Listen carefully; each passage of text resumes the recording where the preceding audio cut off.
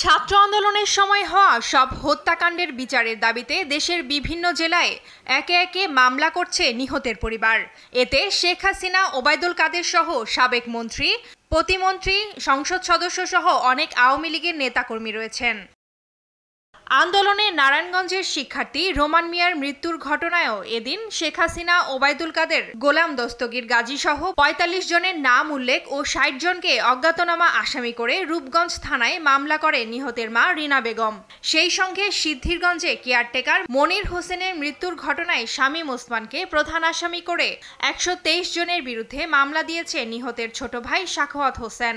এদিকে জেলার সাইনবোর্ড এলাকায় মৃত্যুবরণকারী আবুল হোসেন মিজির মৃত্যুতে শেখ হাসিনা, শামীম ওসমান সহ ৮০ জনের নামে ফতুল্লা থানায় মামলা দায়ের করা হয়। ছাত্র আন্দোলনে গাজীপুরে নূর আলমের মৃত্যুতে শেখ হাসিনা, ওবায়দুল কাদের, আসাদুজ্জামান খান কামাল সহ ৬ জনকে নির্দেশদাতা ও মহানগর আওয়ামী লীগের সভাপতি অ্যাডভোকেট আজমত উল্লাহ খান ও গাসিকের সাবেক ভারপ্রাপ্ত মেয়র আসাদুর রহমানের বিরুদ্ধে বুধবার হত্যা মামলা করেন নূর আলমের বাবা আমির আলী।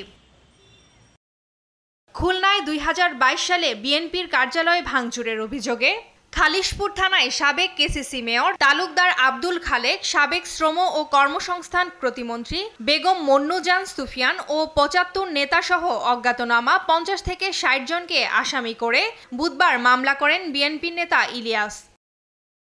এদিকে রাজশাহীতে বিএনপি নেতা মিজানুর রহমান মিনুর বাড়িতে হামলার ঘটনার ৫ বছর পর আলাদা দুটি মামলা হয়েছে।